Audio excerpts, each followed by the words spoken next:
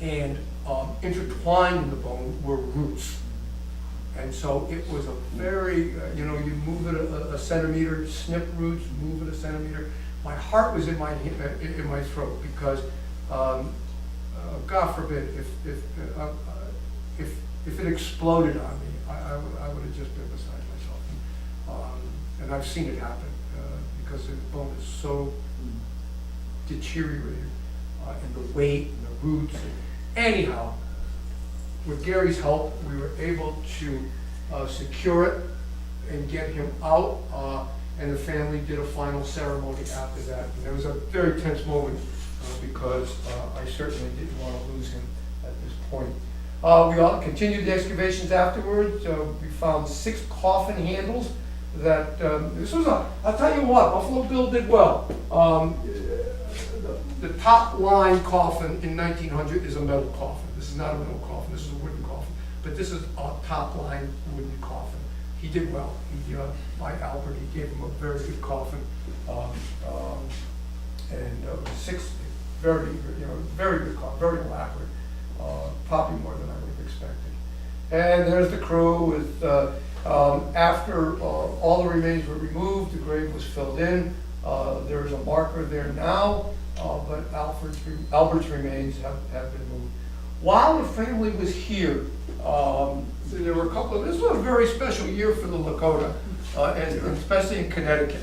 Not only was the repatriation of Albert Freda Hawk, but many of you may know that up in Goshen, Connecticut, a white buffalo calf was given birth to, which is a very sacred thing among the tribe. At Sarabia, before the tribe left, I believe it was on Thursday, was able to bring them here to the Institute for American Indian Studies, and also go out to the farm in Goshen to actually get to see the white buffalo calf. A very sacred thing. It means good fortune will come. So here we had this summer 2 extremely important events occur in Connecticut for the Lakota Sioux. And then at the end, there was a final ceremony of giving thanks. This is at the naming ceremony when this was taken. But there was a final ceremony giving thanks to everyone before the family left. And Mary Jo, I believe, took this photo. And to me, this is just a great picture of Marlis and Daniel walking to the gravesite. I just love that picture. So we have these remains. You know, it's right where Bob said it would be. Actually, I have to tell you, it was 1.5 foot by 1.5 foot. We won't. But is it Albert?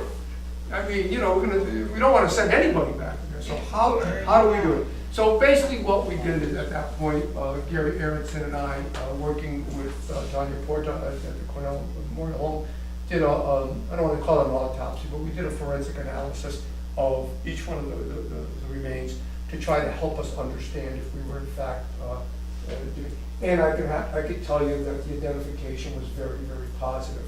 When you look at the historic record that Bob had collected, from everything from newspaper accounts, eyewitness accounts, cemetery records, and the archaeological evidence, that is to say, the artifacts that were, especially the earring. And that was very critical to us because it's not likely at that time frame. The only Euro-Americans who would be wearing an earring would be a shipwrecked sailor. Shipwrecked sailors were allowed to wear earrings. In fact, most sailors were allowed to wear only if you had been involved in a shipwreck and survived. But based on all the records and the cultural features, we were very pleased with that. But what about the biological evidence?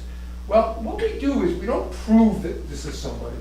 It basically becomes a process of elimination. What do we have that says this is, what can we eliminate? Well, one of the first things is that we found is that certainly the remains were that of a young adult male.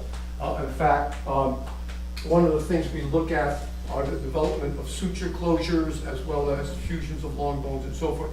Clearly an adult male. There is at the base of your skull where the occipital and sphenoid bones come together. The sphenoid is a lot of your cranial facial on the inside, and the occipital is the base of your skull and the back of the skull. Where they come together is appropriately called the occipital sphenoid suture. And that closes usually at 23 years of age. This individual was kind of still open, or just in the process. So we knew we had a young male. And of course, we know that Albert died at 20 years of age. Native American, we found very pronounced evidence of shovel shaped incisors. Shovel shaping is a biological, morphological characteristic of tooth we see in Asian and Native American populations. It's persistent in the gene pool. It makes a stronger tooth. Those of you from European ancestry, shovel shaping is almost genetically absent in European and African populations. So most of you, if you run your tongue behind your front teeth, it's pretty flat going across, okay? Pretty weak tooth, actually. We shipped them. You see that? That was on a beer mug, but I didn't come out. But we shipped our teeth. Clearly, Albert showed definite signs of shovel shape, which is what we would have expected. With stature-wise, about 6 foot. Good stature, very tall young man. Also what we found were some nutritional indicators. That is to say, he showed in some of his enamel signs of something we call enamel hypoplasia. And that is during disruption, during growth and development, especially when you're young, if you don't get enough good nutrition, the growth of the tooth, the enamel is stunted. And with recovery, those episodes leave bands. Okay? So we could see when, and so he shows signs of it, but not severe. So he's got moderate nutritional stress during growth and development. And of course, he would have grown up, again, he would have been brought up on the reservation, and where traditional life ways were no longer available, dependent on the United States government to bring in food, and the food that was brought in many times is not the best food, and there was so much corruption going on that much of it never made it to the reservations. So you could see indicators, not strong indicators, but some nutritional stress. And then there was one more thing that kind of really helped us, and that was that Albert, born in 1879, and with Buffalo Bill's Wild West Show, would have done a lot of horseback riding in his young days. He would have been spending a lot of time. And we do know from other forensic studies that there are features of the leg bones that actually change because of horseback riding. They become more robust in certain areas, parts of the areas where the head of the femur comes in, gets changed and scarred. What we found, we didn't find that, but what we found is in his ankles, actually with the tibia and fibula, the lower leg bones that come in, there was an extra bone growth and kind of a roboticity there.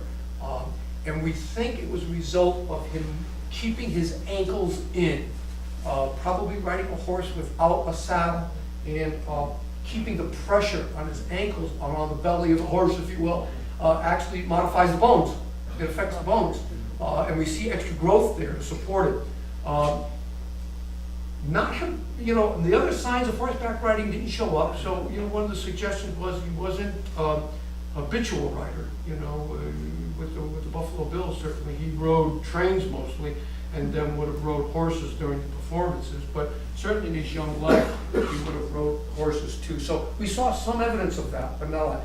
We decided at that point that it was not necessary to do DNA.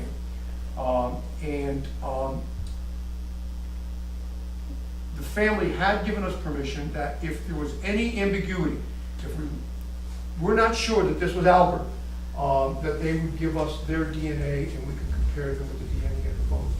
We don't like to do it in Native American burials for the most part, because, unless it's absolutely necessary for identification, because obviously the taking of DNA requires a destruction of the bone. You have to take a portion of the bone and literally process it. And so, not wanting to do that, Gary and I were very, very confident that this was clearly Albert Alfredo. We found no evidence of cause of death. We do know his cause of death was acute. It was food poisoning. He died very quickly. So obviously that's not going to show up on bones. We found no traumas in terms of broken limbs that have healed or anything.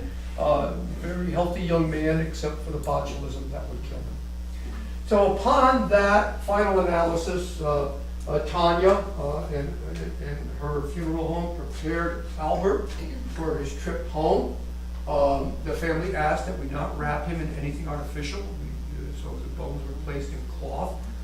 And then eventually when he arrived, his remains were wrapped in a buffalo robe, and you could see tribal members, family members carrying him during the ceremonies. There would be a wake at the local school, and here Daniel is speaking, and of course over here is a picture of Wendell and Bob also at the ceremony. They were able to go out to South Dakota.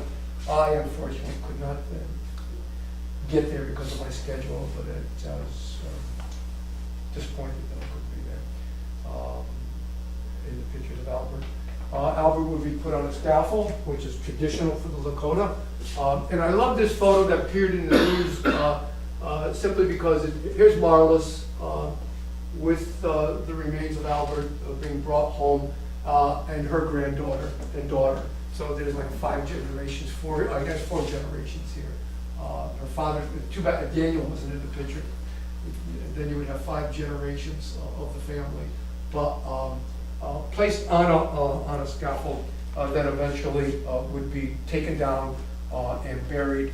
Believe he's buried right behind his father, Emil, at the church cemetery. And I'll close with one story, because it really kind of puts everything together, I think, in many respects. At the naming ceremony I told you about, in which we were giving gifts and Lakota names. At the end of the ceremony, when we were disbanding, everybody was breaking up, somebody noticed that 2 hawks, 2 red-tailed hawks, came out of the woods and started circling above us. And when Marlis looked up, she was overheard to have said, his spirit has been lifted, and he's now ready to go home.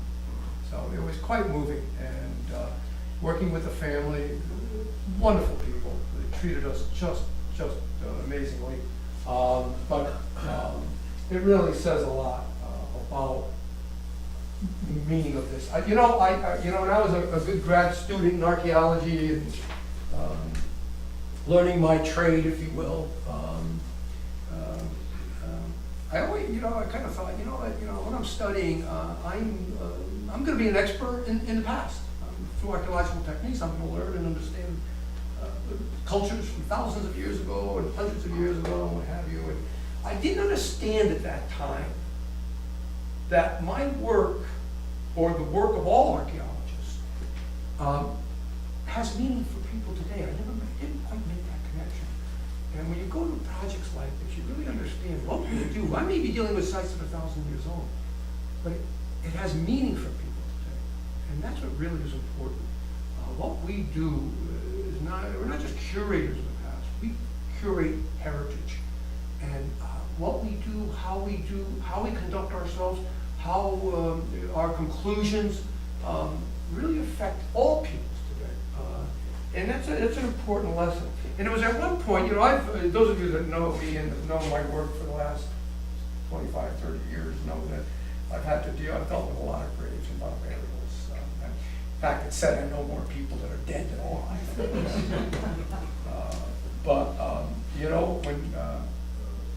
When we got Albert out, especially the crane area, I turned to Ed Sarabi and I said,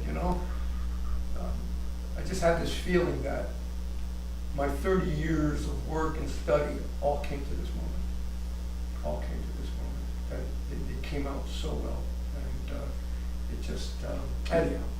It became a very personal project, and certainly, as you can tell, a very special one. That will continue. It's gratifying that Albert is now home among his people, and his spirit has been lifted. Bob, Mary Jo, Wendell, I don't know if you want to add anything to this. Again, an incredible story, but really a story that took a lot of talented and skilled people to really bring about.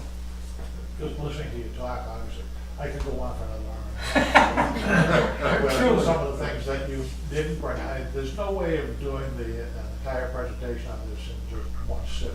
Oh, yeah. And, but, you know, the fact behind, the one thing that I think is, as far as spiritual is concerned, and I think, remember I made a comment about, you know, that I've been religious, but I've never really been spiritual until I got involved with this. And what was spiritual was finding out after the fact, I started to put things together. When we did the reception at the hospital, after they were done talking with Lanier and Marlis talking about her dream, the nurse's garden outside the library there sits in the footprint of the old east wing, west wing of the hospital, which would have been the men's ward. And so essentially, it's about as close as we're going to get to identifying the spot where he died. And based on the phone calls to Tanya that you found something, so forth, you unearthed the skull while they were in that garden.